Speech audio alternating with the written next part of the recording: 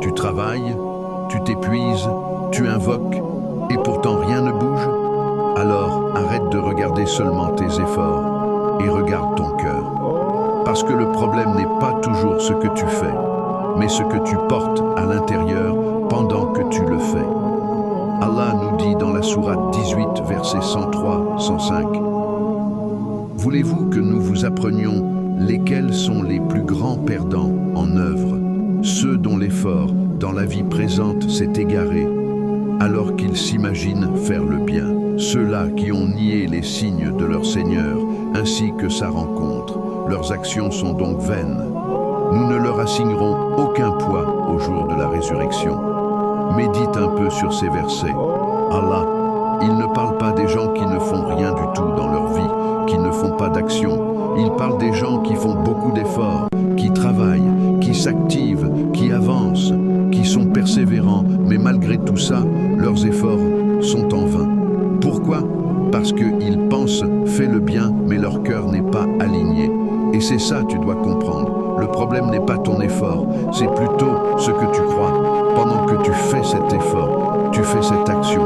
Si au fond de toi tu crois « je dois absolument réussir, mes efforts dépendent de ma réussite, si j'obtiens pas ça, ma vie est foutue », alors, sans t'en rendre compte, tu as déplacé ta dépendance d'Allah vers toi-même. Quand tu obtiens cet emploi, quand tu lances ce business, tu dois faire des actions, des efforts, mais tu ne dois pas croire que ce sont tes actions qui vont te permettre de faire des revenus.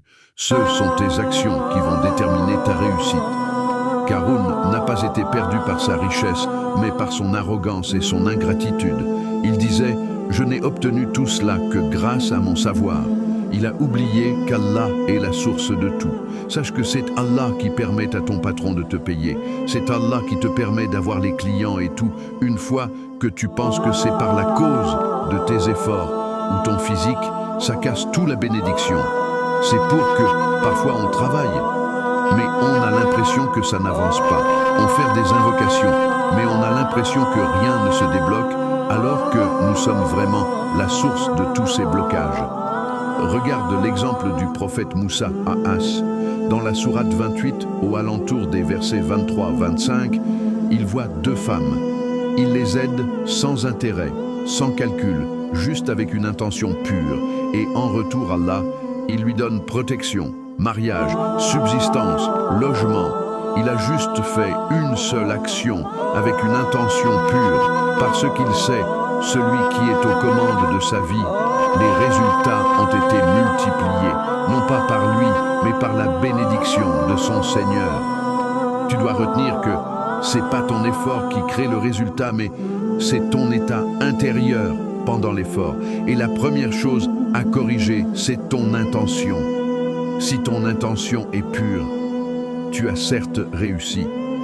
Dans la sourate 34, verset 39, « Tout ce que vous dépensez, il le remplace. » Qu'Allah purifie nos intentions, répare nos cœurs et mette la bénédiction dans chacun de nos efforts, ici-bas comme dans l'au-delà.